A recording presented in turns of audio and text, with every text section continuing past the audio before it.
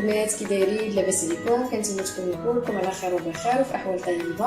مرحبا بكم معايا في قناتي عالم سيداتي مع وفاء، فيديو جديد ووصفه جديده ان شاء الله. الوصفه ديالنا اليوم كيف ما كتشوفوا معايا واحد الكيك اللي كتجي زوينه بزاف ولذيذه وسهله، يعني في الطريقه ديال التحضير ديالها ما غاديش نحتاجوا الفرن نهائيا، يعني نحتاجوا غير هاد المكونات هادو، غنديروها في الثلاجه تبرد مزيان وغتكون الكيكه ديالنا واجده ان شاء الله. وكيف ما كتشوفوا معايا هادو هما المكونات اللي غادي نحتاجوا. غنحتاجوا 400 غرام ديال البسكوي، اي نوع عندكم متوفر في يعني في المنزل، اي نوع عندكم او النوع اللي كيعجبكم، غير هو خصو يكون يعني ما فيه لا شوكولا لا والو، يعني ساده بحال هكا. وغادي نحتاجوا 240 ملل ديال القشطه السائله، وغادي نحتاجوا 115 غرام ديال الزبده. بالنسبه للزبده يعني تقريبا غنحتاجوا من 8 حتى 10 ديال المعالق ديال الزبده، معالق كبار. وغادي نحتاجوا 300 غرام ديال الشكلاط، يعني الشكلاط الاسود او الشكلاط بالحليب، يعني الشوكولا اللي عندكم يعني اللي كتفضلوها هي تخدموا بها، اللي كتعجبكم يعني هي اللي تخدموا بها. ودابا غادي نبداو على بركه الله. اول حاجه غادي نديروها غادي نطحنوا البسكوي ديالنا بهذه الطريقه هذه. نديروا البسكوي ديالنا ديروها في اي خلاط كهربائي عندكم، مولينكس، المهم باش يتطحن. انا ما عملتش الكميه كامله، ما هزتهاليش، مي غادي نطحن هذه ونكمل الباقي.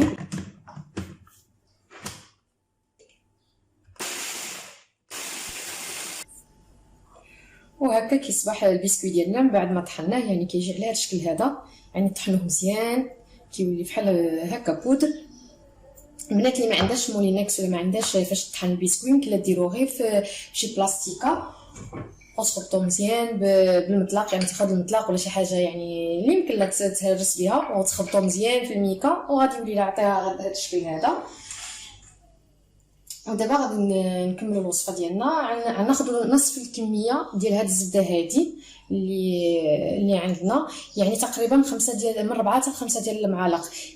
غادي نذوبوها ونضيفوها على الخليط ديالنا باش الخليط ديالنا يولي ملبي شي شويه، يعني يبقى يتجمع لنا شويه. اذا ندوب انا الزبده ونرجع معكم. بعد ما ذوبنا الزبده ديالنا، يعني اما تذوبوها في شي كاسرونه او ديروها في الميكرووند، نفس النتيجه. بالنسبه يعني الزبده انا ذوبت نفس الكميه تقريبا، عملت 4 ديال المعالق كبار. غادي نديرها في مع البسكوي ديالنا ونحاول نجمعو، وغادي نشوف اذا تجمع لي يعني وكان ملبي كافي. انا 4 ديال المعالق، ما الا شفناها يعني باقي ناشف غادي نزيدو معلقه كبيره ديال الزبده، حيت راه كل بسكوي وكيفاش كيمتص يعني هاد يعني السوائل فحال الدقيق الابيض. يعني غنديرو ونشوفوا واش غتكفانا هاد الكميه ولا لا. نزيدو غير شويه بشويه.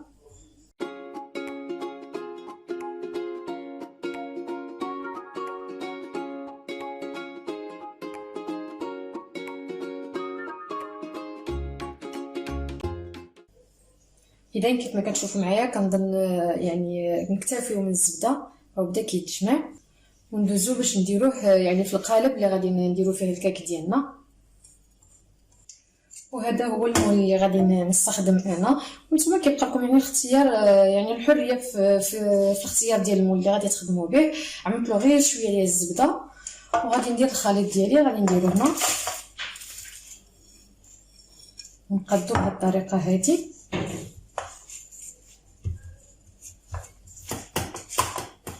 نحاول نقادو مزيان باش يجيني يعني تجيني الطبقه ديال البسكويت تجيني مقاده. من بعد ما قدينا البسكويت ديالنا على هذه الطريقه هذه، غناخذوا شي كاس بحال هكا، خذوا شي كاس وتبقاو تضغطوا عليها هكا مزيان باش تقادد وما تبقاش يعني تولي الطبقه صلبه.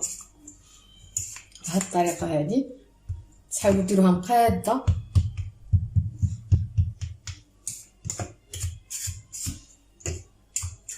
هاد الحلوه راه كتجي يعني هاد الكيك كتجي زوينه بزاف وكتجي رائعه في المنظر ديالها ولا في اللوغو ديالها، ويعني سهله، يعني في بضع دقائق يعني كتكون واجده. في 10 دقائق مثلا تكون عندنا الكيك ديالنا واجده، وكتجي فريمون كتجي زوينه بزاف وبنينه.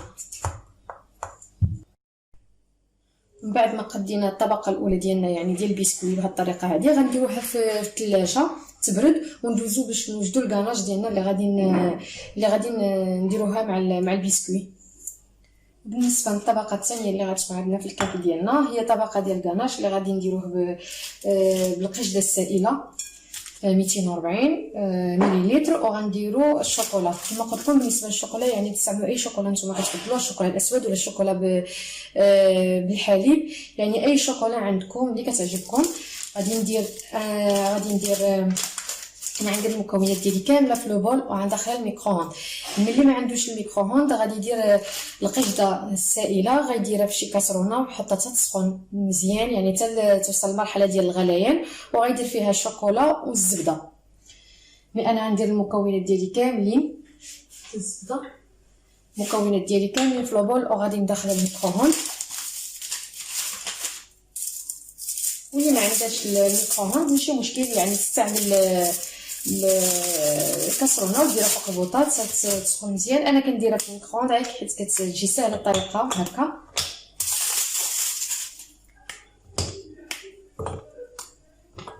نديرها بحال هكا، نضيف عليها القشده السائله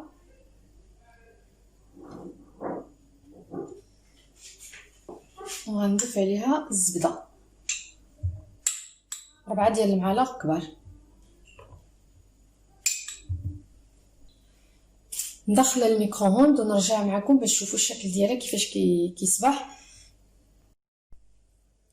وهذا هو الكاناج ديالنا بعد ما ذوبته في الميكرووند، كيجي على هذا الشكل هذا كيف ما كتشوفوا معايا. هذا هو الشكل ديالو دابا يعني على شكل سائل، هذا هو القوام ديالو. ملي غادي ندخلوه للثلاجه غادي يجمد، غادي يولي الشكل ديالو يعني طبقه متماسكه.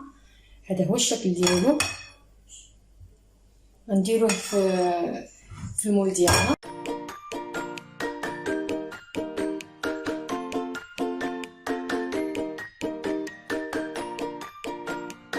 ودابا الكيك ديالنا تقريبا هي واجده. غادي ندخلوها الثلاجه لمده ديال 3 سوايع حتى 4 سوايع. ولا كان عندكم يعني ما كنتوش مزروبين يمكن لكم تخلوها ليله كامله في الثلاجه، ونرجع معكم باش تشوفوا الشكل النهائي ديال الكيك ديالنا. وهذا هو الكيك ديالنا، يعني من بعد ما خرجته من الثلاجه هو برد مزيان بارد، يعني شاد راسو مزيان. غادي ندوزو باش نديروه في الطبق ديال التقليب. غناخذوا شي موس ونحاولوا يعني نديروه هكا في الجناب باش يعني ملي نفتحوا المول ديالنا ما تخسرش الكيك ديالنا. غير بشويه ندوزوه مع الجناب.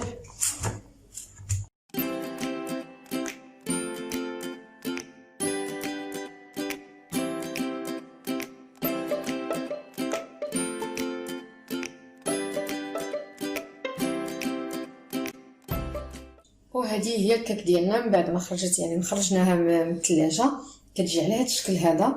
دابا غيبقى لنا التزيين. بالنسبه للتزيين يعني كما كنقول لكم دائما التزيين كيبقى حريه ديالكم، يعني اللي عندكم تحطها في البيت او داكشي اللي كيعجبكم ممكن ديروا عليه. انا غندير غير شويه ديال الكاكاو، ندير شويه ديال الكاكاو بحال هكا.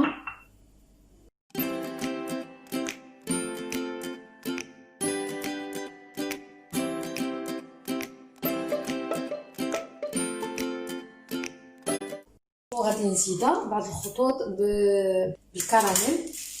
غتعملوها فشي بلاستيكه وتخدموها بحال هكا، شكل بسيط وكيجي انيق في نفس الوقت. كتجي زوينه بزاف وراقيه في الشكل ديالها وسهله، يعني ما كتاخذ لكمش بزاف ديال الوقت. 10 دقائق الكيك ديالنا كتكون واجده. وهذا هو الشكل النهائي ديال الوصفه ديالنا اليوم. الكيك اللي كتجي كيك بالشوكولا اللي كتجي زوينه بزاف وسهله، يعني 4 ديال المكونات وكتوجد في اقل من 10 ديال الدقائق. الكيك ديالنا كتكون واجده كتجي على هذا الشكل هذا. كنتمنى فريمون تجربوا هذه الوصفه هذه وتنال الاعجاب ديالكم. كما كنتمنى ما تنسونيش من لايك ومن التعليق ديالكم وتبارطاجيو الفيديو مع الاهل والاحباب. ودمتم في رعايه الله الى وصفه جديده ان شاء الله.